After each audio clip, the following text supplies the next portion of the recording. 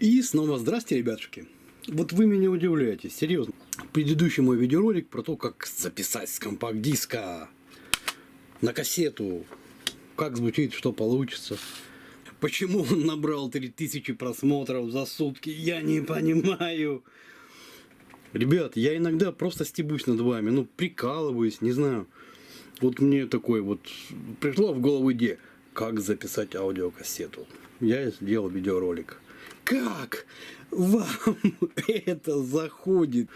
Оказывается, эта тема интересует многих людей. Видимо, подтягиваются ребятки, которые родились после всех этих технологий, когда уже компакт-диски и кассеты отошли. Им теперь интересно. Да, у меня зрители от 20 лет идут. То есть, не знаю, средний, конечно, возраст 45 лет. Как перемотать аудиокассету? Вот вы что, это тоже бы смотрели? Чем проще я снимаю видеоролики, тем больше это вам заходит. Сегодня хочу продолжить тему моего предыдущего или предыдущего видеоролика, как записать с компакт-диска на кассету. В прошлый раз я вам продемонстрировал, как звучит запись на аудиокассете Сонечка. Sony. Да. Но в моем рейтинге аудиокассет, например, TDK-D идет на первом месте, вот это на втором, Сонька была на третьем месте. Да? Были комментарии по поводу того, а давай-ка повтори то же самое. Может быть, не то же самое, но типа того, просто на кассету TDK-D. Давайте сейчас проверим, прав ли я или не прав. В том смысле, что запись с CD-диска на кассеты вот эти вот может звучать все-таки... давайте вы мне сами скажете, как оно будет звучать. Тот же магнитофон, просто другие кассеты. И да, сегодня я выбрал другой компакт-диск. Кстати, по поводу этого компакт-диска. Если вы давно подписаны были на мой канал, скажем, несколько лет еще назад, то, скорее всего, вы этот компакт-диск могли видеть в каком-нибудь из моих видеороликов. Дело вот в чем. Это первый мною купленный компакт-диск. Причем этот компакт-диск я купил еще до того, как я купил себе CD-проигрыватель. Компакт-диск с радиорынка, купленный за недорого, что-то вроде 10 рублей, по тем временам 10 тысяч рублей. И только после покупки этого я, соответственно, потом уже приобрел себе проигрыватель. И, кстати, сегодня я рассмотрел все-таки дату выпуска, что, кстати, большая редкость. На некоторых дисках просто не пишут, какого года. Но здесь есть вот такой вот значок, логотипчик, да, 1995 год. Значит, когда я рассказывал вам свои истории про студию звукозаписи, получается, что в 1995 году у меня в студии звукозаписи появился проигрыватель CD. Что-то я много говорю. Давайте. Сейчас проверим. Так. Для начала вставляем CD-чок. Да, я опять использую свой Technics. Я читал ваши комменты по поводу того, что это не дека, нет. Хотя в моем случае это дека, вот она отдельно. Это сборный, так сказать, Technics. CD, эквалайзер, усилитель радио и кассетная дека. Неважно. То есть мне сказали, что нет, нужно использовать для воспроизведения компакт-дисков правильную деку. Нет у меня правильной.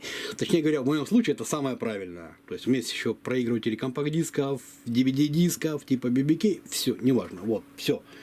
Воспроизвожу там же. Кто-то где-то когда-то написал мне недавно, вроде как был комментарий по поводу кассет Maxell UR. Напомню, я их ставлю на второе место в моем рейтинге кассет первого типа. Кто-то писал, что они не очень. Может, подделки человек покупал, не знаю. Вот, давайте. Да, кстати, видите, вот надписи. Это кассета из тех, которые я покупал на барахолке. То есть БУ я их покупал уже бэушными. Хрен его знает, как они хранились. Вот просто выбрал для теста. Так сказать, рандомно. Проверил ее в плане того, что она калибруется, вроде как не зажевана, вроде как с лента все в порядке.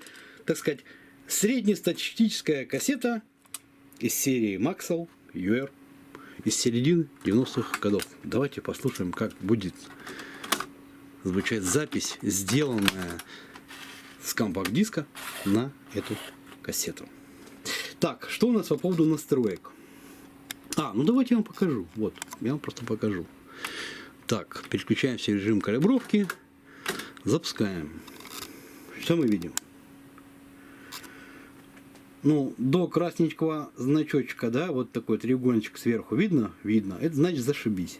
То есть и верха, и басы, да, прыгает немножко, лента БУ, что хотели. Это нормальное явление. То есть, калибруется нормально. Ничего крутить, в общем-то говоря, не требуется.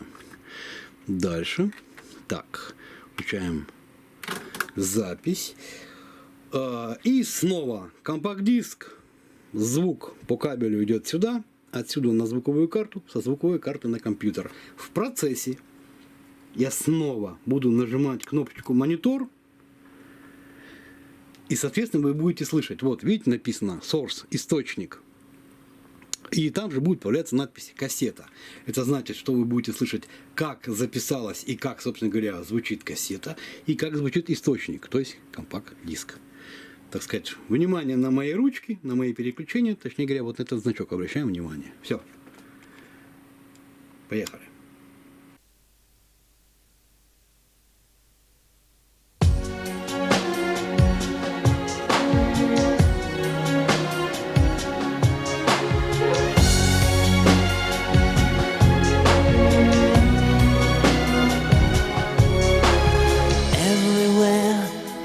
I see her smile, her absent-minded eyes,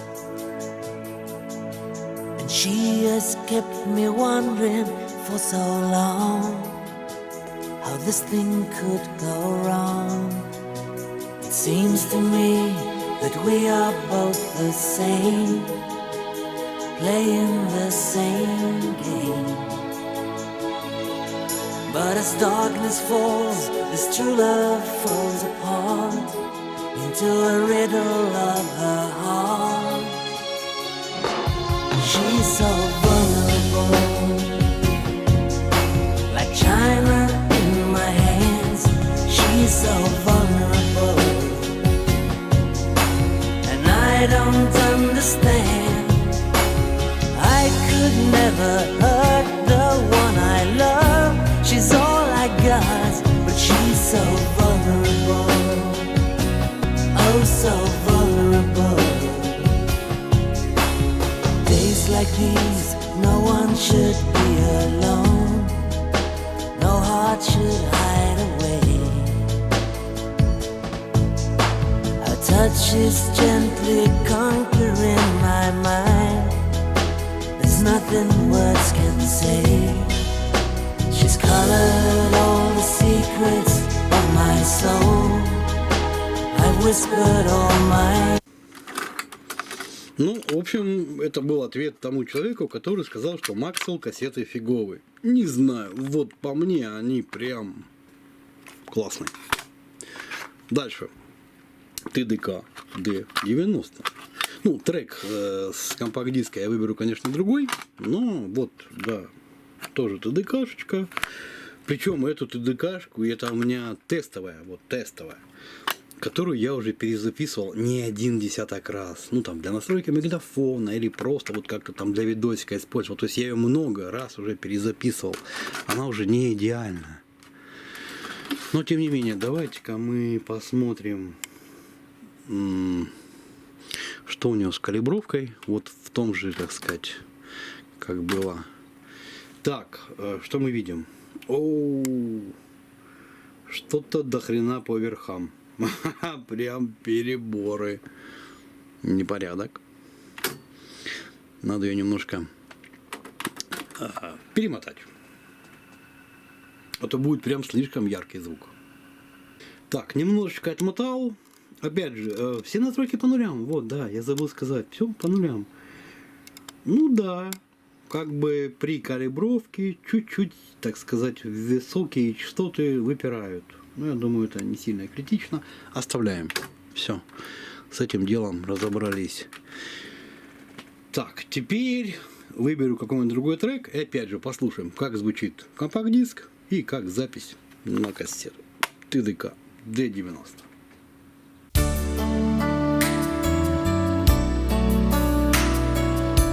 Ага, как же. Размечтался загрузить любую музыку на YouTube. Угу. Ребятки, вот то, что сейчас прозвучал, небольшой отрывок там на 5 секунд. Вот эта музыка заблокирована для просмотра на территории России и Белоруссии. Ну, вроде как записалось. Слушайте, ну вот, ну звучит же, ну классно же звучит. Честно, я не знаю то, что и в смысле происходит со звуком, когда загружаешь на YouTube. Но вот, в момент монтажа, то, что я слушаю оцифровку, блин, с кассеты, звучит приятнее. Ну, по крайней мере, верхов больше. Да, вот как все любят, что. Или как некоторые считают, что раз больше верхов, то значит лучше. Возможно. Лучше, а возможно нет. Кому как нравится. Но, блин, я вам показал. Вот с кассеты оно звучит не так, как CD. Ребятки, при нулевых настройках. Вот, биас в 0. Просто так записывается кассета. Хорошая кассета. Если когда-то соберетесь покупать, вот ищите запечатанные кассетки ТДК D90. Вот серьезно, не пожалеете. Они относительно недорогие, ну, в смысле, там, по сравнению с ценами на хром и прочие редкие вещи. Они классные. Они достойны того, чтобы на них писать CD.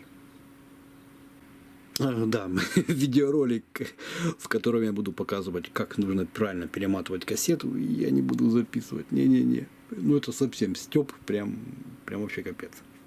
Увидимся еще.